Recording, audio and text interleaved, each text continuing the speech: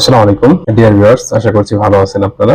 আজকে আমরা আলোচনা করব ইফ ফর্মুলা কিভাবে এক্সেলে ব্যবহার করতে হয়। এটা খুবই গুরুত্বপূর্ণ একটি ফর্মুলা এবং খুবই কমন একটি ফর্মুলা, কিন্তু অনেকেই আমরা এটা ব্যবহার করতে জানি না। আমি আজকে ভিন্ন দুটি নিয়মে আপনাদেরকে দেখাবো এটা কিভাবে ব্যবহার করবেন। সর্বপ্রথমে এখানে দেখুন, আমি কিছু ইনফরমেশন কালেক্ট করে রেখেছি। এখানে স্টুডেন্ট অফ নেম, এখানে name of student, total mark এবং পাশে রেজাল্ট লেখা আছে। এখানে আমি এই ফর্মুলাটা ইউজ করব।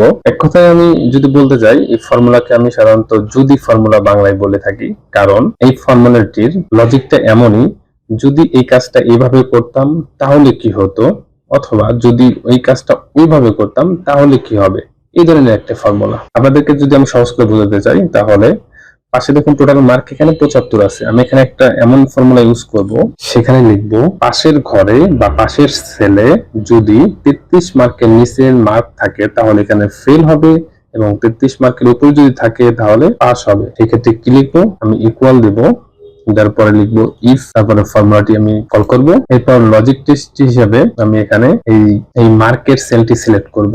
এরপরে দেব লেস দেন, দিয়ে আমরা লিখবো 33, এরপর আমরা কমা দেব। এখন আমি একটি ফর্মুলা কল করতেছি, এটা যদি তুমি 33 এর ছোট হও তাহলে তুমি কি হবে, ফেল লেখা এখানে আসবে। অতএব আমি ফেল লেখার জন্য এখানে আমি ডাবল কোটেশন দেবো, এর ভিতরে লিখবো ফেল, এরপর আমি ডাবল কোটেশন দেবো আবার, এরপর কমা দেবো। তাহলে ওকে আমি কল করলাম কি, তুমি যদি 33 এর কম হও তাহলে তুমি ফেল লেখা আসবা, অথবা তুমি পাস লেখা আসবা।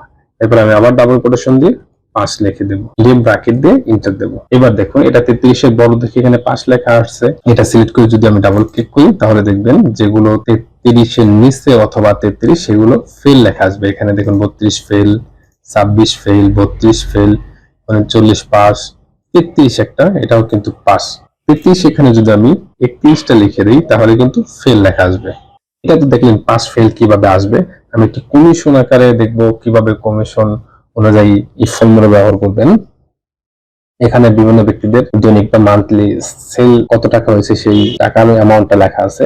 এখানে আমি একটি ফর্মুলা কল করব, যদি 5,000 টাকার বেশি সে বিক্রি করে তাহলে এক ধরনের কমিশন পাবে, অথবা 5,000 টাকার নিচে যদি বিক্রি করে তাহলে এক ধরনের কমিশন পাবে। আমি এখানে লিখে দেব, সে যদি বিক্রি 5,000 টাকার নিচে করে তাহলে সে দৈনিক 500 টাকা কমিশন পাবে, আর যদি 5,000 টাকার বেশি বিক্রি করে তাহলে সে 1,000 টাকা কমিশন পাবে। এর জন্য আমি যেটা করব, এখানে ইকুয়াল দেব, তারপর এই ফর্মুলা কল করব, এরপর আমি তার টোটাল সেল সিলেক্ট করব, লেস দেন দেব, লেস দেন কত, 5,000 টাকা। সে যদি 5,000 টাকার নিচে সেল করে তাহলে সে কমিশন পাবে 500 টাকা। এখানে একটা বিষয় খেয়াল করবেন, এর আগে কিন্তু আমি পাস বা ফেল লেখার আগেও পিছে ডাবল কোটেশন লিখেছি, কিন্তু এখানে লেখার প্রয়োজন নেই। এক্সেলের সংখ্যা লেখার সময় কখনোই আপনার ডাবল কোটেশন দিতে হবে না, কিন্তু এক্সেলে কোন সেলের মাঝে যদি টেক্সট লেখেন তাহলে অবশ্যই তার আগে পিছনে ডাবল কোটেশন দিতে হবে। তাহলে আমরা এখানে দেখলাম ইফ লেখার পর ফর্মুলাটি কল করলাম এইভাবে, টোটাল সেল সিলেক্ট করে লেস দেন দেওয়ার পর 5,000 লিখলাম। এই কারণে তার বিক্রি যদি 5,000 টাকার কম হয় তাহলে সে 500 টাকা কমিশন পাবে, কমা দিয়ে যদি 5,000 এর উপর হয় তাহলে কত পাবে,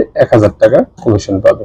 এবার ব্র্যাকেট দিয়ে আমি এন্টার দিয়ে দেব। এবার দেখেন তার বিক্রি 5,000 টাকার উপরে, এই কারণে সে 1,000 টাকা কমিশন পাচ্ছে। আমি যদি ডাবল ক্লিক করি তাহলে দেখতে পাবেন যেগুলো 5,000 টাকার নিচে সেইগুলোর ক্ষেত্রে সে 500 টাকা করে কমিশন পাচ্ছে। এই ফর্মুলাটা আপনি বিভিন্ন ভাবে লিখতে পারবেন, বিভিন্ন কাজে ব্যবহার করতে পারবেন। এই ফর্মুলার আরো অনেকগুলোই ব্যবহার আছে। আপনি যদি কোনো সেলে গিয়ে ইফ লেখেন দেখবেন কতগুলো আসবে, ইফ, ইফ ইরর, ইফেন, ইফস, সবগুলো ব্যবহার নিয়ে আমি আরো বিস্তারিত আলোচনার জন্য আরো বেশ কয়েকটি ভিডিও করব, এগুলো আপনি দেখতে পারেন। এবং আমার চ্যানেলে আরো বেশ কিছু ফর্মুলাটিক ভিডিও আছে, সেগুলো দেখে নিতে পারেন। আশা করছি আপনার কাজে আসবে। ধন্যবাদ সম্পূর্ণ ভিডিওটি দেখার জন্য।